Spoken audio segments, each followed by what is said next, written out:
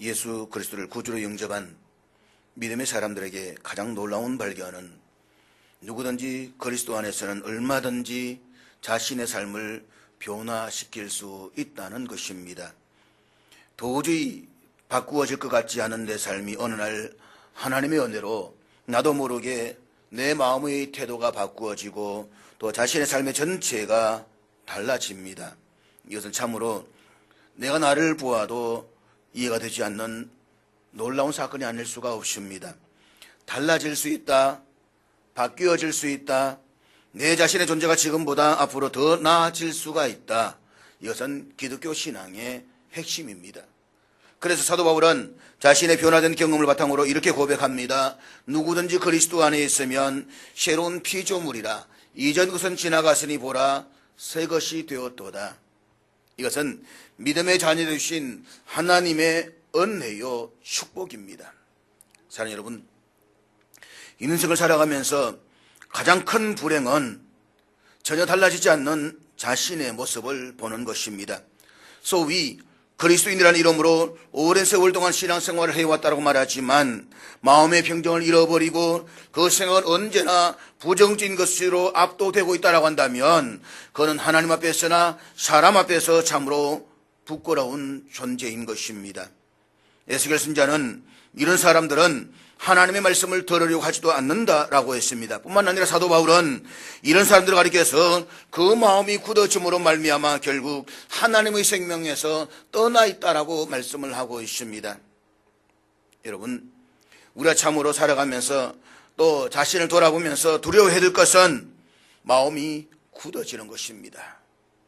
그러므로 오늘 주 앞에서 예배를 드리는 가운데 하나님의 은혜가 여러분의 마음에 임하시기를 기도하시기를 바랍니다. 내 마음이 완악해지지 않기를 위해서, 내 마음에 성령의 기름 부으심을 위해서 기도하시기를 바랍니다. 내 마음이 스펀지처럼 강단에 선포되는 하나님의 말씀의 은혜를 다 받아들일 수 있게 해달라고 기도하십시오. 종교개혁자 마르틴 루터가 1517년에 종교개혁을 시작하면서 외쳤던 핵심적인 신앙의 사상은 이신칭의, 다시 말해서 믿음으로 의롭다함을 받는다라는 신앙이었습니다. 그리고 이것은 종교개혁의 중심되는 주제였습니다. 이신칭의 믿음으로 의롭다함을 받는다. 사실 그 당시 로마 가톨릭은 믿음이 아니라 행위를 강조했습니다. 그러나 종교개혁자들은 오직 성경으로를 외치는 가운데서 성경이 우리 강조하고 있는 것은 오직 믿음으로만 구원받는다는 것이었습니다. 그렇습니다. 성경은 누구든지 예수 그리스도를 믿기만 하면 구원을 받는다라고 가르치고 있습니다. 누구든지 주 앞에 나와서 믿음으로 그를 영접하면 하나님께서는 죄인된 우리들에게 예수 그리스도 의를 덧입혀 주심으로 말미암아서 의롭다라고 인정해 주십니다. 그리고 하나님의 자녀로 삼아 주십니다. 우리의 행위가 거룩하거나 아니면 잘나서가 아니라 그리스도의 의로 인해서 하나님의 자녀가 되었다는 것입니다. 잊지 마십시오. 우리는 하나님의 한량없는 은혜로 말미암아서 그리스도를 믿음으로써 구원을 받습니다. 그런데 문제는 오늘 교회가 이 믿음만을 강조하다 보니까 성도들의 마땅히 있어야 할 거룩하게 변화된 삶의 모습이 보이지 않는다는 것입니다. 하나님의 주권적인 은혜로 그의 백성이 되었다라고 한다면 그는 마땅히 죄를 미워하면서 거룩한 성화의 삶을 살아가야만 합니다. 그런데 실상은 그렇지가 않더라는 것입니다. 죄를 미워하기는커녕 오히려 죄의 모양을 흉내내면서 그 죄 가운데 빠져가는 사람들이 많이 있더라는 것입니다. 심지어 입으로는 내가 예수를 믿는다라고 시인을 하면서 실제로 그의 삶을 들여다보면 불신자들보다 훨씬 더 악한 사람들이 교회 안에 있다는 것입니다. 그가 생각하는 것이나 말하는 것, 그리고 행동하는 것을 보면 전혀 그리스도인의 모습을 찾아볼 수 없는 사람들이 교회 안에 있습니다. 그가 단지 주일이 되면 교회 나오는 것 빼고는 말입니다. 이것은 오늘 한국교회가 개인의 믿음을 강조하면서 구원받은 자가 이 땅에서 어떤 삶을 살아야 할 것인지에 대해서 책임 있는 삶을 가르치기를 소홀히 했다는 데에 그 책임이 있습니다. 다시 말해서 예수 그리스도를 믿음으로 구원을 받는다는 가르침이 지극히 성경적인 것은 틀림없습니다. 우리 예수를 믿음으로 구원받습니다. 그렇지만 구원을 받은 이 다음에 그 후에는 다른 아무것도 중요한 것이 없는 것처럼 가르치고 있다고 하는 것은 매우 위험한 가르침이 아닐 수가 없다는 것입니다. 우리가 하나님의 거부할 수 없는 무조건적인 은혜로 부르심을 받고 그의 자녀가 되었습니다. 그렇지만 우리 또한 하나님의 은혜 안에서 내 안에 있는 죄를 억제하고 죽이는 책임이 있는 거룩한 삶을 살아가야만 합니다. 그렇다면 여러분, 구원받은 성도들에게 주어지는 책임은 도대체 무엇일까요?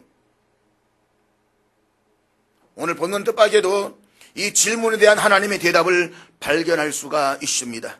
구약에서 구원의 의미를 가장 잘 가르치는 한 사건이 있었다고 한다면 그것이 바로 유월절 사건입니다.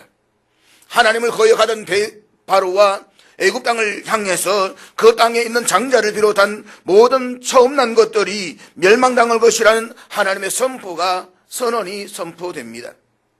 그러나 하나님은 동시에 아직도 하나님을 신뢰하고 하나님을 경외하는 백성들을 위한 구원의 길을 가르쳐 주십니다. 각 가족을 대표해서 어린 양을 잡아 그 피를 집의 좌우 임방에 뿌리라고 말씀을 하십니다. 그러면 내가 그 피를 볼 때에 넘어가리라고 말씀하십니다. 그래서 유월절에 유월이라는 말은 히브리어로 페사흐라고 말했습니다. 이 말은 영어로는 패스오브라는 뜻입니다. 그러니까 유월절의 말은 1, 2, 3, 4, 5로 넘어간다 그 말이 아니라 하나님의 심판이 넘어간다. 그래서 이 집과 이 백성들에게 구원이 있다라고 선언하는 것입니다. 그리고 그 말씀을 그들 신뢰했고 순종했을 때에 그들은 구원을 경험합니다. 바로의 손에서 해방되고 약속의 땅을 향해서 새로운 출발을 하게 된 역사적 해병을 기념하는 절기가 바로 유월절 축제였다는 것입니다. 이제 이스라엘 백성들은 바벨론의 포로가 되어서 끌려가는 뒤에 다시 한번 저 바벨론 포로에서부터 자유를 얻고 약속의 땅으로 돌아옵니다. 그리고 성전을 재건하는 역사적인 과업을 마치자마자 그들이 제일 먼저 한 일은 성전 봉헌식을 거행한 것입니다. 뿐만 아니라 그들은 성전 봉헌식과 함께 희생의 어린 양을 기념하는 속죄의 제사를 드립니다. 오늘 본문 17절의 말씀인데 우리 17절을 한번 같이 보도록 하겠습니다. 17절 다 같이 읽겠습니다. 시작. 성전 건축을 마친 이스라엘 백성들은 어린 양을 통해서 그들이 용서받고 구원받은 그 사건을 기념하는 속죄의 제사를 드렸습니다. 그리고 바로 이어서 그들이 그 다음에 한 일이 무엇입니까? 그것은 바로 오늘 본문에 기록된 유월절 축제였습니다. 우리 유월절 축제 속에서 하나님의 용서와 구원을 경험한 이스라엘 백성들, 그 하나님의 백성들을 향한 하나님의 기대하심을 읽을 수가 있습니다. 이것은 거꾸로 우리들 편에서 보면 우리가 구원받은 자로서 감당해야 할 우리들의 책임을 뜻한다라고 말할 수가 있는 것입니다. 따라서 여기 하나님의 은혜를 경험한 모든 시대에 주의 백성들이 물어야 할 중요한 질문을 우리는 발견하게 됩니다. 그것은 구원받은 자들의 책임은 무엇입니까?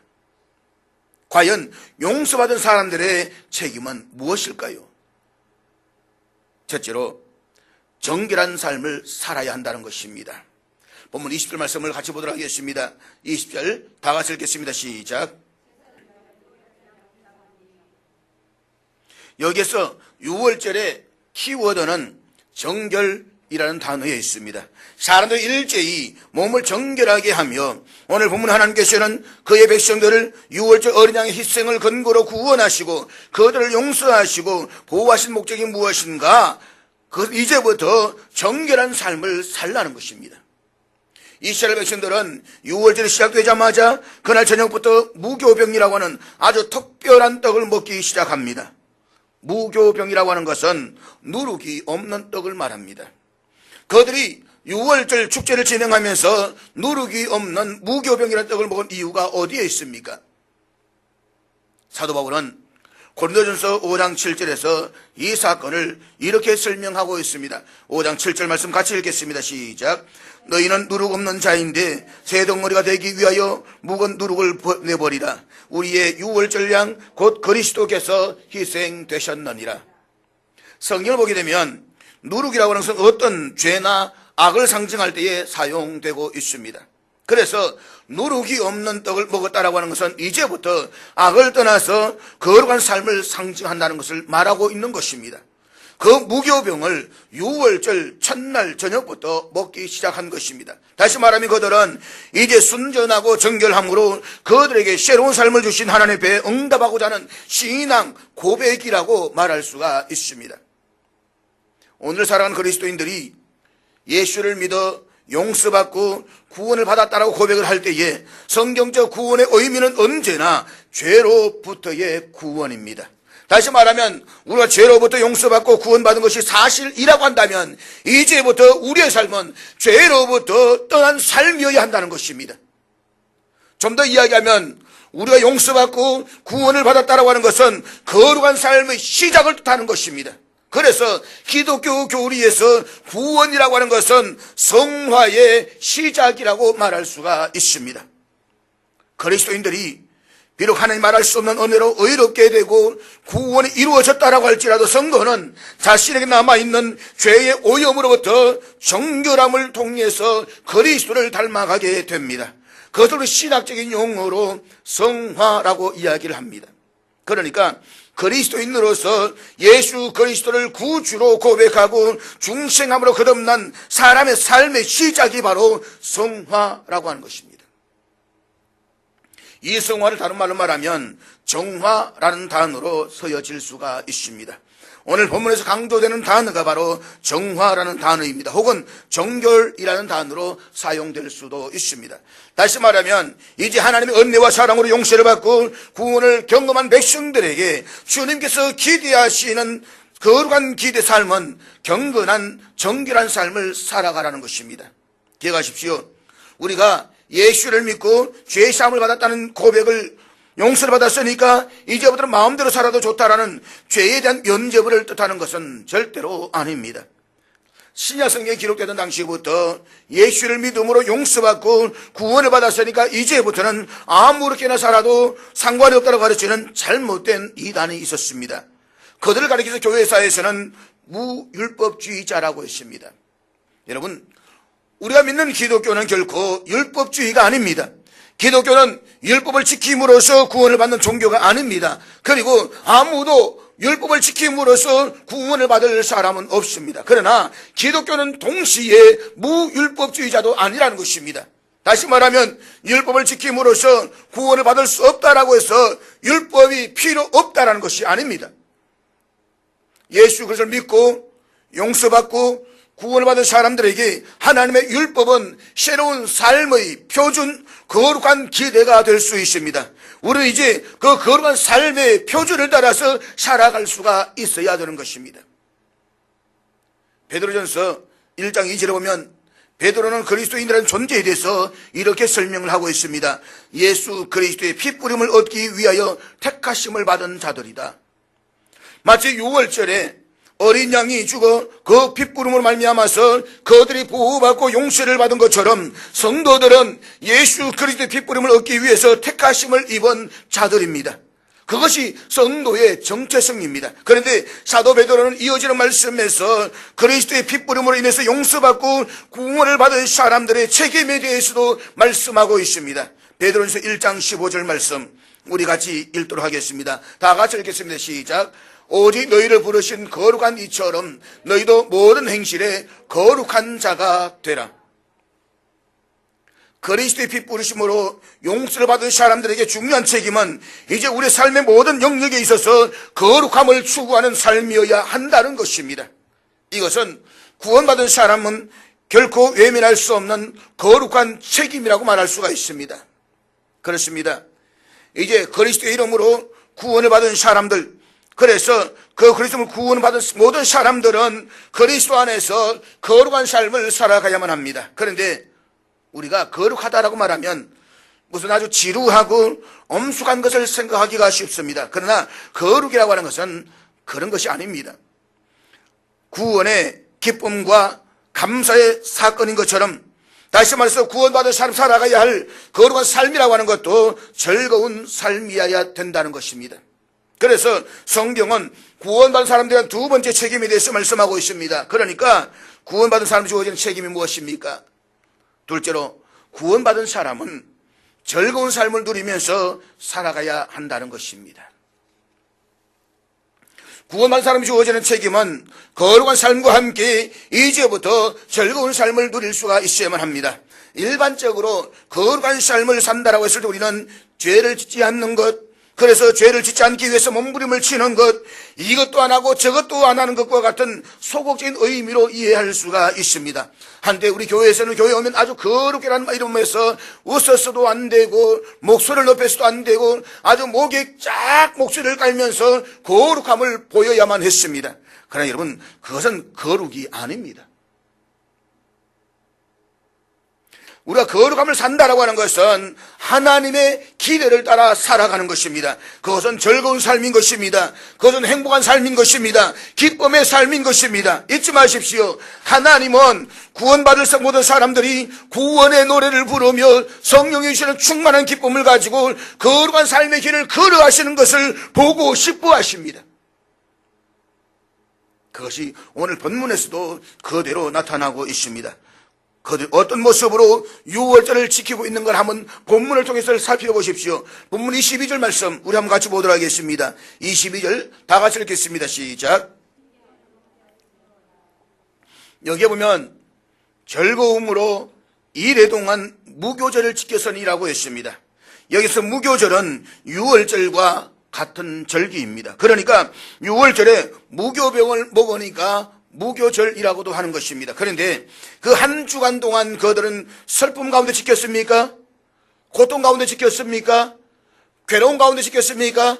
성경이 그렇게 말씀하고 있지 않습니다. 즐거움으로라고 했습니다. 그들은 즐거움으로 이 유월절을 지켰다라고 했습니다. 그리고 본문에 보면 이는 여호와께서 그들을 즐겁게 하시고라고 말씀을 하고 있습니다.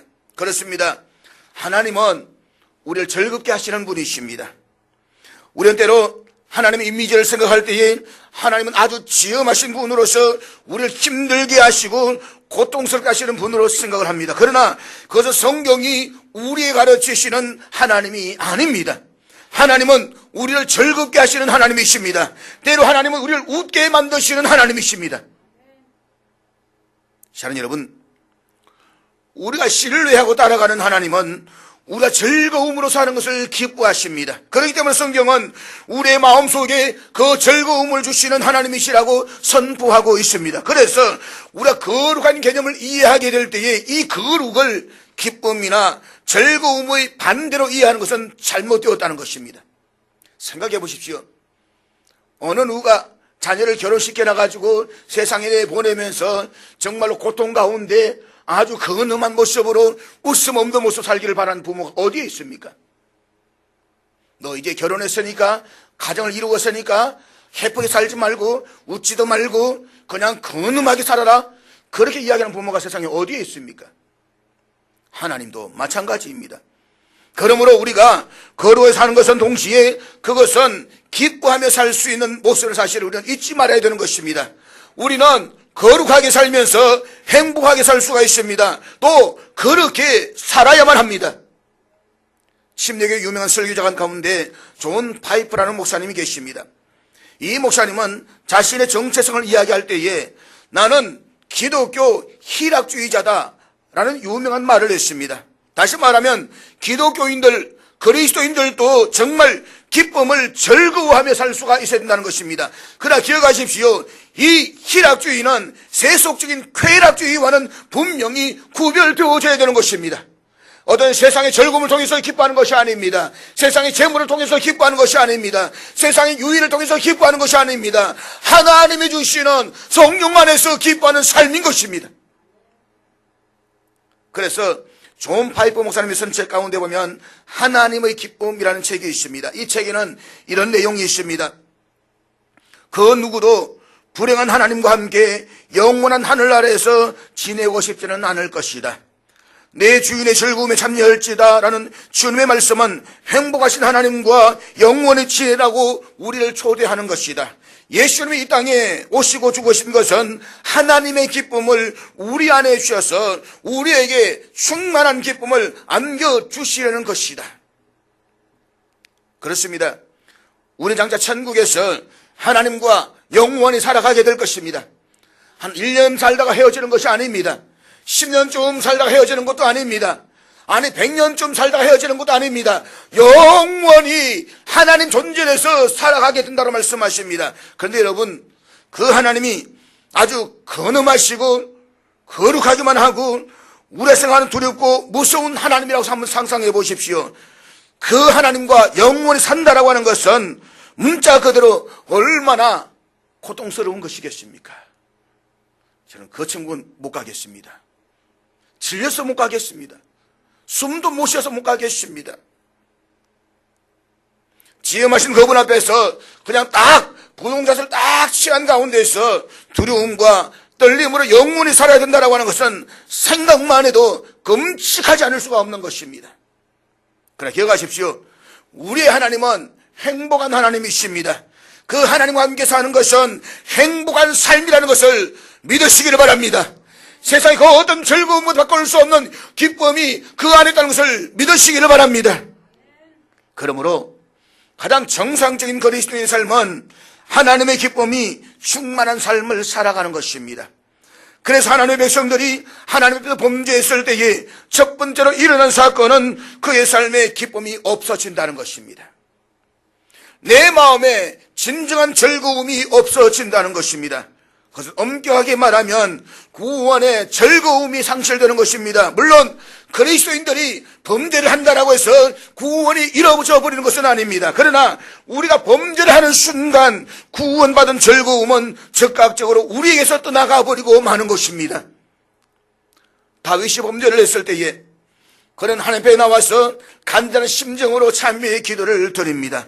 그가 참회의 기도를 드리고 있는 시편 51편 12절의 말씀을 우리 한번 같이 보도록 하겠습니다. 다 같이 읽겠습니다. 시작. 다윗이 하나님 앞에 나와서 회개하면서 구원의 즐거움을 내게 회복시켜달라고 기도하고 있습니다. 구원의 기쁨을 누리면서 살게 해달라고 기도하고 있습니다. 왜냐하면 그가 범죄함으로써 자신이 누려야 할 이 구원의 기쁨을 잃어버렸기 때문인 것입니다. 그렇습니다.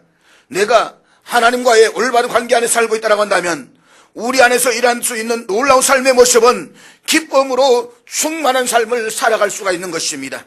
그것이 가장 정상적인 그리스도인의 삶의 모습이라고 할 수가 있습니다. 우리는 흔히 요한복음 15장을 가리켜서 포도나무 비유의 장이라고 이야기를 합니다.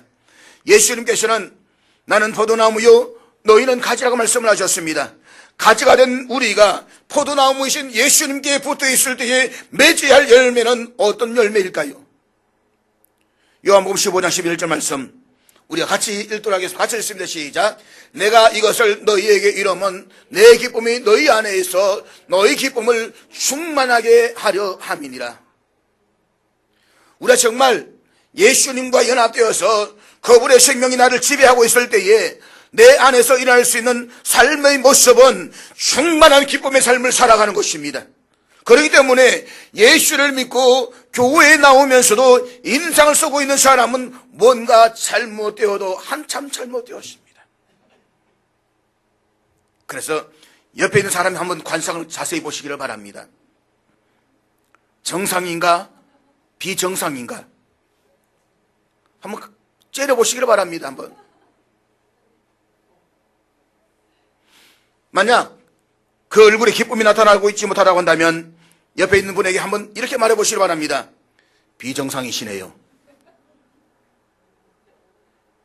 죄송한 이야기하지만 제가 종종 차를 가지고 일주일에 이 대구로 올라가지 않습니까?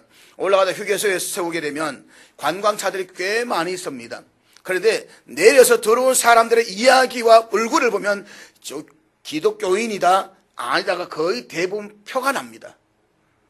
얼굴에서 표가 난다는 것입니다. 여러분 예수 믿는 사람은 그 얼굴이 밝아야 됩니다. 예수 믿는 사람은 그 얼굴이 기뻐야 되는 것입니다. 여러분 얼굴이 잘생겼고 못생겼고 그게 중요한 것이 아닙니다. 얼굴이 밝으냐 어두우냐 이게 중요한 것입니다. 그래서 다시 한번 볼까요? 어두움 밝으신가 말입니다. 좀 어두우십니까? 그러면 옆 사람 이렇게 말씀하실까요? 촛불을 켜십시오. 옛날에 노래 가운데 그런 노래 있잖아요. 촛불잔치를 벌려보자. 요즘 촛불잔치가 너무 많이 일어나고 골치 아픕니다.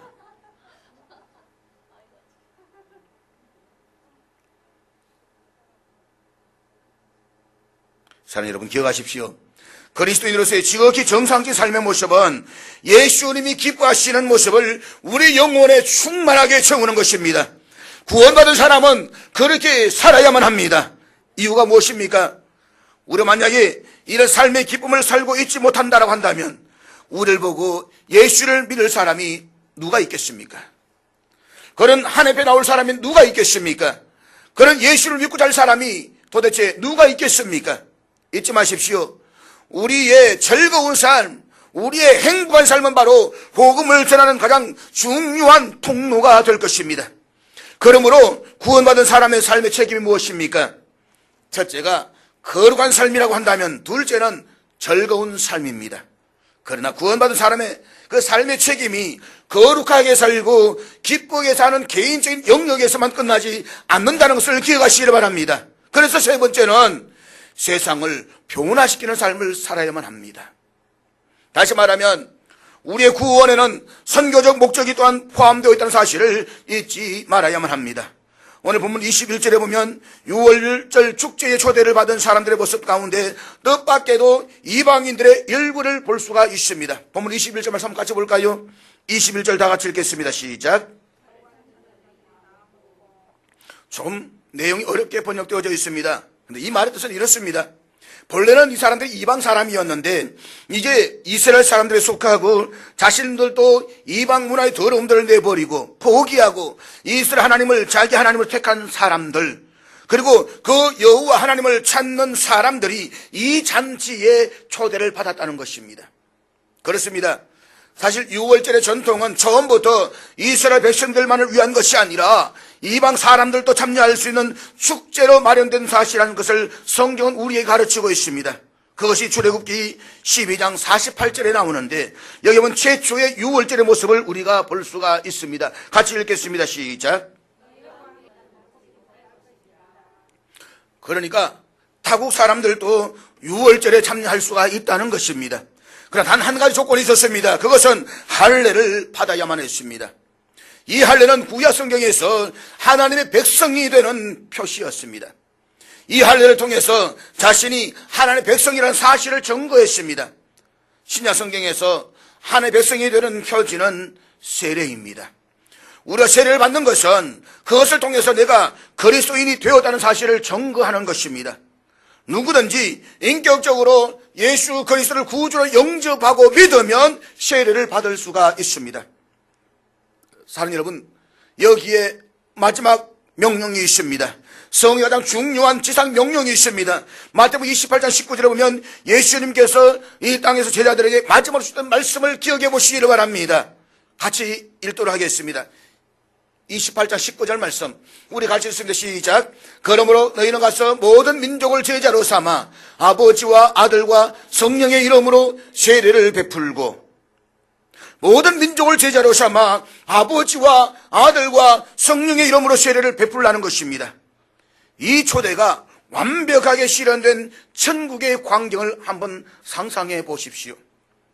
예수 그리스도를 구주와 주님으로 믿고 세례를 통해서 신앙을 고백한 모든 사람들이 어린 양 주님으로 왕 되신 그리스도 보좌 앞에 서서 하나님께 예배하는 광경을 말입니다. 요한계시록 7장 9절 10절 말씀 보면 이 광경을 우리에게 보여주고 있습니다. 우리 한번 같이 읽겠습니다. 시작. 모든 방언, 모든 백성, 모든 민족들 가운데 구원받은 모든 사람들이 하늘 보좌 앞에 나와 찬양합니다. 구원하심이 보좌에 앉으신 우리 하나님과 어린 양께 있도다. 구원하심이 보좌에 앉으신 우리 하나님과 어린 양께 있도다. 전 세계 모든 민족들이 그분 앞에 나와서 그분을 찬양하는 거룩한 축제가 바로 우리들 잔차 온전히 경험하게 될 천국의 축제인 것입니다. 그러나 하나님께서는 그의 백성들에게 이 땅에서 미리 천국의 축제를 맛보게 해주셨습니다. 그것은 하나님의 백성들이 주일에 하나님 앞에 나와서 예배를 드리는 것입니다. 우리 이 예배를 통해서 천국의 축제를 맛볼 수가 있어야 되는 것입니다. 이 예배를 통해서 하나님의 기름 부으심을 경험할 수가 있어야 되는 것입니다. 이 예배를 통해서 구원받은 자의 기쁨이 충만해져야 되는 것입니다. 사랑하는 여러분, 이 축제가 가능하기 위해서는 이 땅에서 먼저 구원받은 사람들에게 주님께 주신 거룩한 책임이 바로 선교의 책임이라는 사실을 잊어버려서는 안 됩니다. 우리는 죄로 가득한 이 땅에 그리스도의 복음을 전함으로써 하나님의 나라를 세워가야만 합니다. 하나님의 나라는 하나님의 뜻이 온전히 이루어지는 것입니다. 무엇보다도 때를 얻든지 못 얻든지 우리가 해야 할 중요한 책임은 바로 선교입니다. 주님께서 그의 제자된 저와 여러분들에게 마지막으로 위임하시고 부탁하신 그 거룩한 선교적 사명을 감당하기 위해서 우리는 그리스도의 복음을 가지고 세상 속으로 나아가야만 합니다. 선교의 결실은 우리가 전하는 복음 앞에서 사람들이 응답하여 죄의 문화를 포기하고 그들이 천국의 문화를 수용하고 거룩하신 하나님을 찬양하고 영원토록 경배하게 하는 것입니다. 그렇습니다. 진지한 선교는 이 복음 전파를 소리 없이 그리고 가장 확실하게 세상을 변화시켜 나가는 것입니다. 사랑하는 여러분, 이 세상의 궁극적인 변화의 소망은 유엔에 있는 것이 아닙니다. 국제 정치에 있는 것이 아닙니다. 미국에 있는 것도 아닙니다. 기억하십시오. 이 세상을 변화시킬 수 있는 진정한 소망은 오직 복음 안에 있습니다. 그래서 하나님은 그 누구보다 이 소중한 복음을 전하기 위해서 부름받은 복음의 정인들을 귀하게 보십니다. 그래서 그분은 이 복음을 붙들고 복음이신 그리스도를 전가할 준비가 되어 있는 사람들에게 이렇게 명령하십니다. 오직 성령이 너희에게 임하시면 너희가 권능을 받고 예루살렘과 온 유대와 사마리아 땅까지 이르러 내 정인이 되리라. 사도행전 1장 8절의 말씀입니다. 6.25라는 그 전쟁 이후에 우리는 모든 것을 다 잃어버렸습니다. 그리고 우리는 잿더미와 같은 참화를 경험해야만 했습니다. 그런데 가장 짧은 시간 안에 한국이라는 나라가 다시 일어설 수 있는 비결이 무엇이라고 여러분 생각을 하십니까? 세상 사람이 어떻게 평가를 하든 간에 저는 이렇게 생각을 하는 것입니다. 그 잿더미 위에서 우리 부모님의 세대가 붙들기 시작한 복음, 그리고 우리가 예배한 그 하나님과 예수 그리스도였다는 것입니다. 우리 민족은 정치, 경제적으로 가장 암울한 시기에 복음을 받아들였습니다. 나라와 민족이 무너진 그 절망의 시기에 내 가정을 살리고 민족을 살릴 수 있는 유일한 길이 복음에 있다라고 믿었습니다. 그리고 우리의 부모님의 세대들은 이 복음을 받아들이자 말자 복음을 전하기로 결심했습니다. 그래서 대한예수교 장로회 동로회가 생기자 말자 또 총회가 만들어지자 말자 가장 먼저 했던 일은 선교사를 파송하는 일이었습니다. 그래서 지금은 이 짧은 교회 역사 속에서 전 세계에서 미국을 제외하고 가장 많은 선교사를 파송한 나라, 그 나라가 우리나라 대한민국인 것입니다. 저는 이것이 하나님께서 이 땅을 책임지시고 이 땅을 축복하신 가장 중요한 이유라고 믿습니다. 선교하는 개인, 선교하는 가정, 선교하는 민족과 국가는 하나님이 보시기에 이 땅에 존재할 충분한 이유가 있는 것입니다. 만약 한국교회와 저와 여러분이 선교를 포기한다면, 전도를 포기한다면 더 이상 우리 민족은 하나님이 보시기에 축복해야 할 이유를 잃어버리고 마는 것입니다. 정말 우리가 다시 한번 하나님 앞에서 축복된 민족이 되고 축복된 땅이 되고 그 축복을 나누는 백성이 되기를 원하신다면 사랑하는 여러분, 다시 복음을 들고 세상을 향해서 나아가는 저와 여러분들 수 있기를 주의 이름으로 축복합니다. 세상 민족들을 향한 어린 양 예수 그리스도의 축제로 초대하십시오. 먼저 믿은 저와 여러분이 아니면 누가 초대하겠습니까? 지금 하지 않으면 언제 하시겠습니까? 예수 그리스도인들은 세상을 거룩하고 아름답게 변화시키는 주체가 되어야만 합니다. 그런데 문제는 변화의 주체가 되지 못하고 변화의 대상이 되고 있다는데 오늘 우리는 회개해야 되는 것입니다. 믿음의 사람들은 어디에 있든지 빛과 소금의 역할을 감당해야만 합니다. 그래서 세상을 변화시켜야만 합니다. 내가 변화되지 않으면 세상도 변화되지 않는 것입니다. 내가 그런 삶을 살아가지 않으면 세상은 오염될 수밖에 없는 것입니다. 그러기 위해서 여러분, 우리는 내가 구원받았다는 사실에서만 머물러서 그저 적당히 보내는 삶이 아니라 이 복음을 들고 세상 속에서 책임 있는 삶을 살아가야만 합니다. 그 어딘가로 가서 그 누군가에게 그리스도의 복음을 전하는 일에 내 삶의 한 부분을 드리는 빛나고 아름다운 인생들, 멋진 제자의 삶을 살아가는 저와 될 수 있기를 주의 이름으로 축복합니다.